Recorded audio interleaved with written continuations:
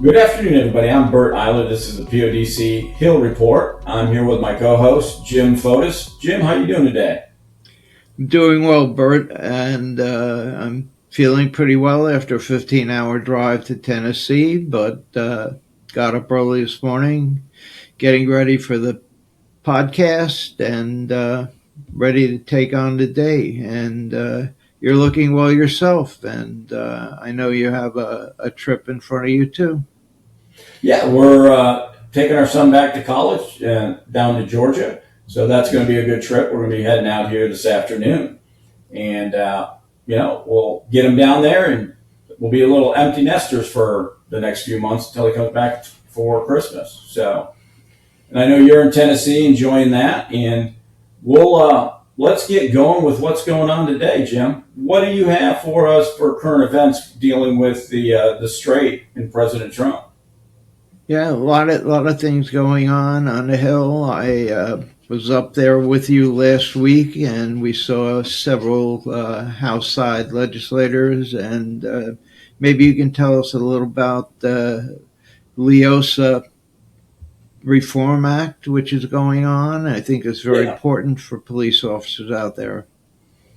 Yes, that is S679 on the Senate side. The House had passed it this year for the 119th Congress. So what we're trying to do with the LEOS Reform Act, what that is doing, it's highlighting.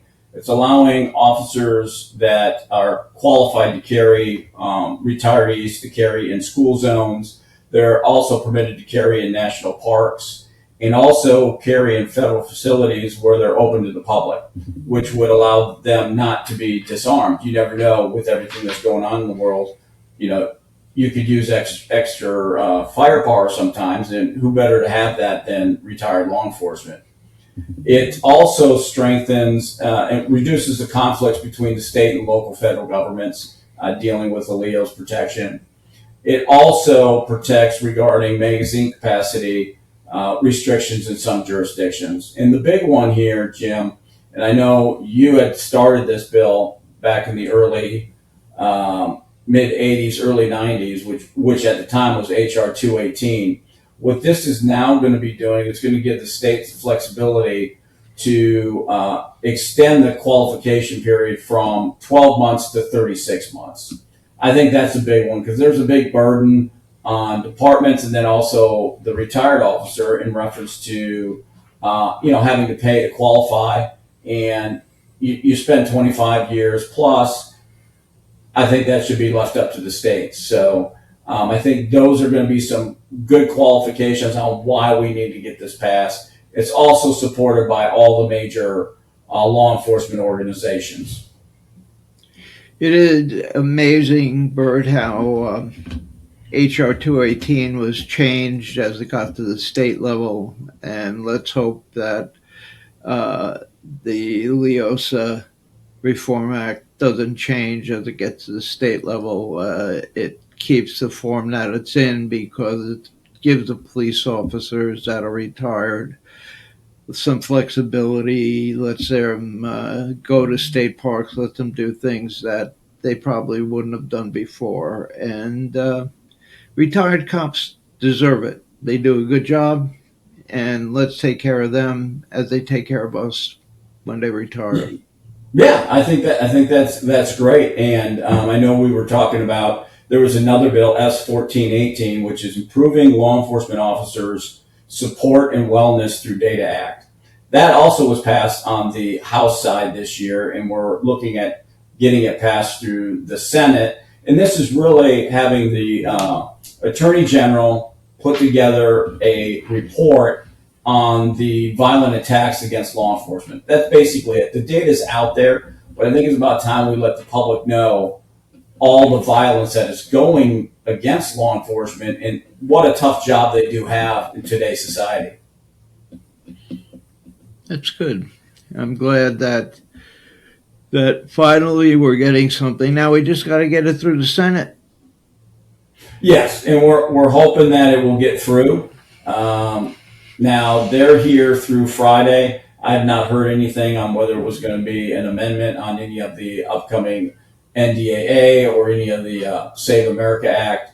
I did hear that they're looking at maybe staying, the Senate staying a little bit longer than this week to try and get everything passed. So I'm not sure if they'll be back next week, but they're supposed to be on vacation. But we'll see about that.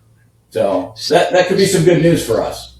Senate's been kind of quirky lately. It's passing the House on very good terms and being stuck. A lot of stuff is stuck in the Senate, isn't it?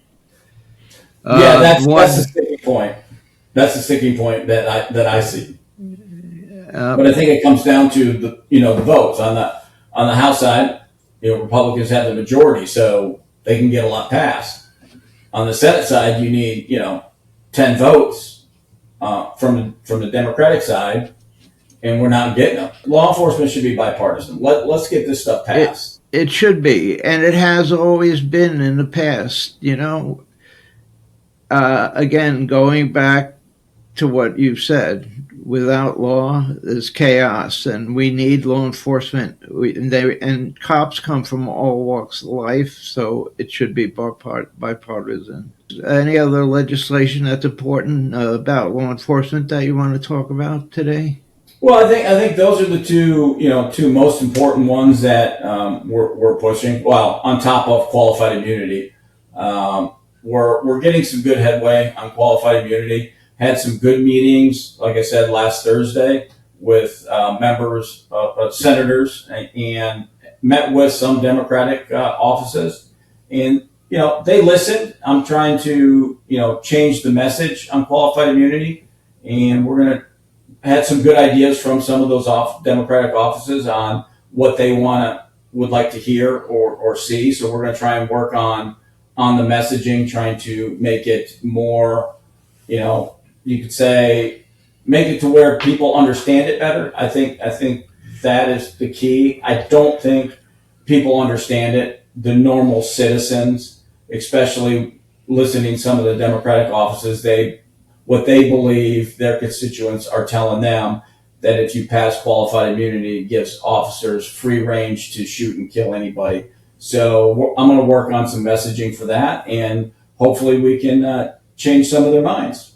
Yeah, and we have to make the officers believe how badly they need qualified immunity. Again, we go back to the explanation that a lot of them still don't understand what qualified immunity does and how it protects them. And the superior officers, I don't believe that they understand how it protects not only their team, but themselves.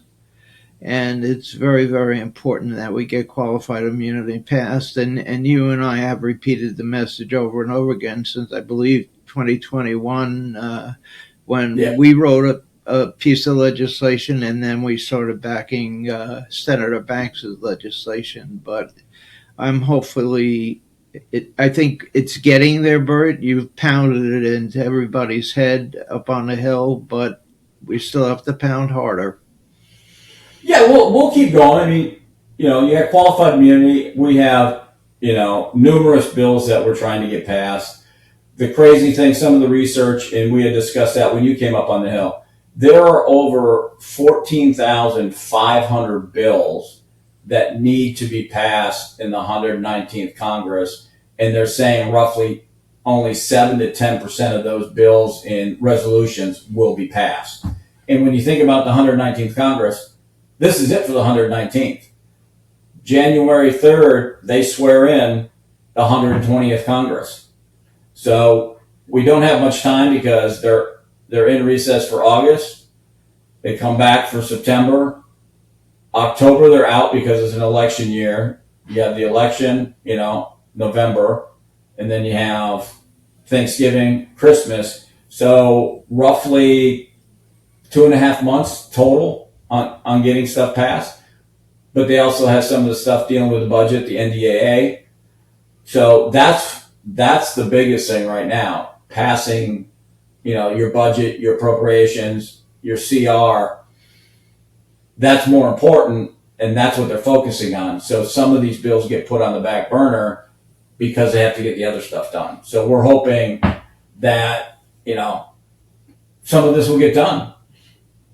Right. We can hope that a couple of our most important, out of 14,000 pieces of legislation that need to be passed, if 0.1% passes by the end of this year before the Congress changes, that would be a lot. I remember going back to HR 218, that's why it took 10 years to get it passed and President Bush to finally sign it. So Yeah. it's most people don't realize how long it takes to get good legislation through. Yeah, and for us, we did help get 2 bills passed this session so far: the Chief Herbert Profit Act and then the Medal of Sacrifice Act. Both of those got passed and signed into law this session. So we have 2. We're still moving forward on the other ones, and hopefully we'll have some good news for everybody towards the end of the 119th session. Yeah, it's just amazing. But tell you, I believe that Police Officers Defense Coalition, or the coalition as we call it, is doing one hell of a job. Bert, you're up there on Tuesdays and, making 7 stops plus just hitting offices. I know you're not getting back. You're not calling me till 6, 7 o'clock at night by the time you get back to the office. And it's just an amazing amount of time putting in. Yeah. So yes, and it's worth every penny. It's worth going up there and getting known. I think the biggest thing is getting the bills in front of the members, right? The staff, and just keep driving it home. It's a slow process. We're not going to give up. We're going to keep going, and we're going to get these bills passed. I'm Bert Eyler. I'm with my co-host, Jim Fotis. This is the PODC Hill Report, where we bring the Hill to you. Till next time, God bless. God bless. God bless America.